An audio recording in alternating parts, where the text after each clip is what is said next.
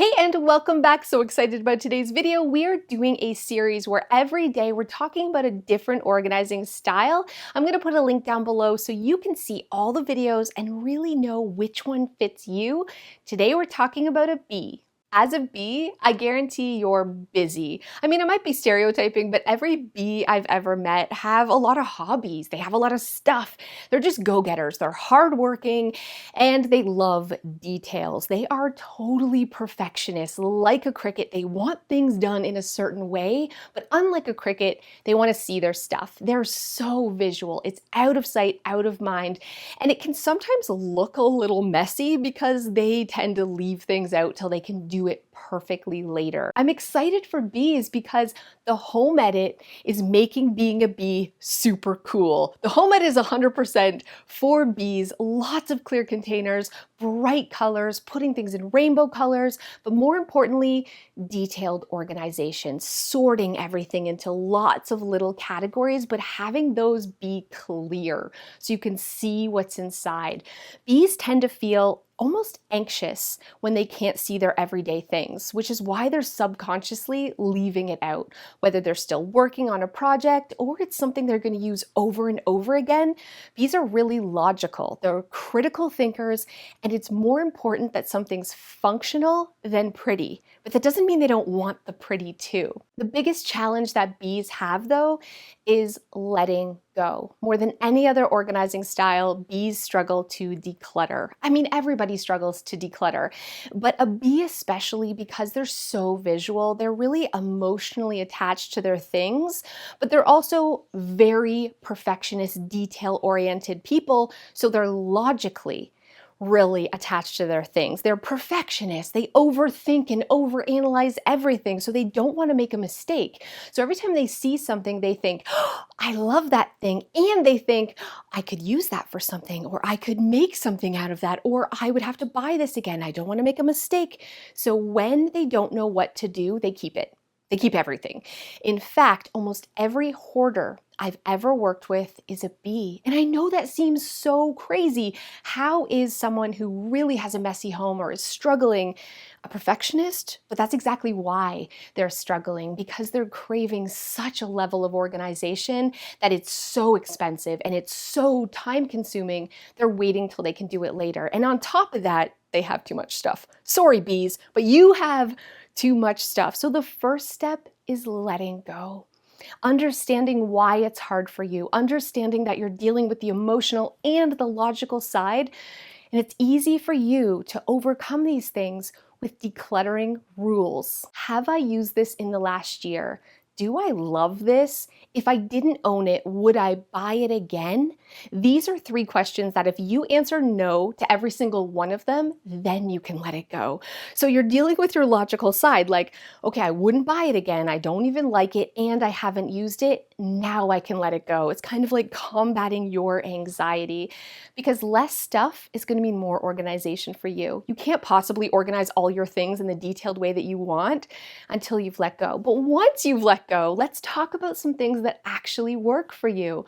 Lots of open shelving, lots of clear containers so you can see and get really detailed. Pegboards and hooks are so perfect for you. Every time I go to like an old dad's garage that has a wall of tools and it has like a little outliner and they put every hammer in, I'm like, that's a bee on steroids. But it doesn't just have to be for your garage. You can use pegboards in your craft room. I've even seen them in laundry rooms to really make all of your tools and the things you use visual and meticulous. Some simple organizing solutions that really work for bees are open shelving, even floating shelving above your desk to catch the things that you usually pile, or have paper organizing systems that are hung on the wall for bills that need to be paid or paper that you need to deal with. Don't pile it, get it up on the wall so you can see it so you don't forget about it. And if you have a lot of things on your workspace, carts are an amazing solution for you. 3-tiered carts really work for you bees because you can still get really detailed, but it gets the piles and the stuff off of your workspace. You can also wheel it away when you don't want to look at it. They're so perfect for you and they're inexpensive.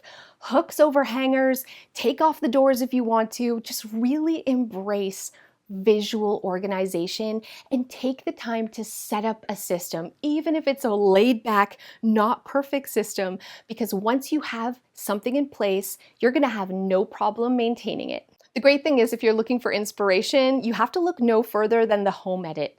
Maybe you think rainbows is a little illogical because you are very logical, right? But the idea is still there. You don't have to put things in rainbow colors, but take a look at the systems they're using. Stacked, clear containers, lazy Susans, open shelving so you can see your stuff. That's what you're craving. That's all about a visual abundance. That's why you're leaving things out. If you're lining up your bathroom counter with all of your bathroom products and you're knocking them over, it's going to drive you crazy. Have open shelving right above so you can just still see it, easily put it away, but it's in an organized way. Or get yourself some stacking drawers, again, so it's visual and clear and everything has a home. Because as a bee, once you set up a system, you're gonna use it. You are a very organized person. You just might be a little bit too organized. There isn't a ton of time in your day to dedicate to sorting screws or sorting paper clips or wrapping your cords into little tiny bundles. Sometimes you have to let go and you have to really prioritize what's worth your time and what's not. It's okay to just toss all your cords in a basket labeled random cords, even if they're tangled, bee, because there's more important things to dedicate your time on. You can always go back and make it perfect later. I really want you to embrace some good enough organization today, but more importantly, I want you to declutter. Letting go of the things you don't use, you don't love, and that you wouldn't buy again is going to instantly transform your home. It's going to make things tidier and it's going to make you able to keep it organized long term. Thanks so much for watching. I hope you enjoyed, and I hope you watch all 4 of the videos in this series. I'm going to put a link down below, not only so you can identify your organizing style, but that you really understand the styles of the other people living in your home. So you can compromise, so you can come up with a system that works for everyone. Thank you guys so much for those of you who have stayed to the end. I'm just rehashing old stories. I'm sharing my most embarrassing moments. So you may have heard this before, but I want to share it with you again. This honestly was one of my most embarrassing. It's not even that embarrassing, but I was so mortified. So I was shopping for paint with my kids at Canadian Tire, and we had picked out colors and I got them to shake the paint, and I was looking at like decor and stuff. So I was in the store for probably a full hour, and my phone has my wallet attached. Like it's like my phone case is also my wallet. So when I went to check out, I realized I didn't have my phone. I didn't have my wallet. So I couldn't pay for anything. So I started to panic. It has all my credit cards, it has all my identification, it has my bank cards in it. And so I looked everywhere. The kids and I are looking up the paint. We looked everywhere. We went to the service desk multiple times. They were like, anyone seen a pink phone around? Anyone seen a pink phone? And a smart person would have called the phone. I don't know why I didn't think of that. I'm like in tears panicking that I need the phone. I called my husband. I'm like, you have to come and get me. I can't pay for these things, but also like my driver's license is in there. I'm freaking out. And finally, the guy I'm at the service desk waiting for my husband. I'm crying and he says, ma'am, is that your phone in your breast area?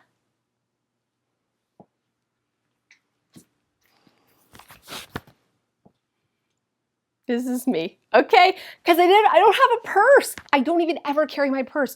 Now I have a purse because I'm traumatized, but this is how I used to carry my phone. So I'm looking for it for an hour. Everybody's helping me look in the store. They're calling. Has anyone seen, the loudspeaker? My boobs. It was in my boobs. So I died inside. I was so embarrassed. Also, let me know in the comments below if you're a boob tucker of your phone. I don't do it anymore because it was a terrible traumatic experience, but I'm curious if I'm not alone and this is a normal thing women do because it's kind of like a pocket. I mean, they're there for a reason. I'm married. They're getting no other use now. I might as well use them as storage. Thanks so much, and I'll see you guys next time.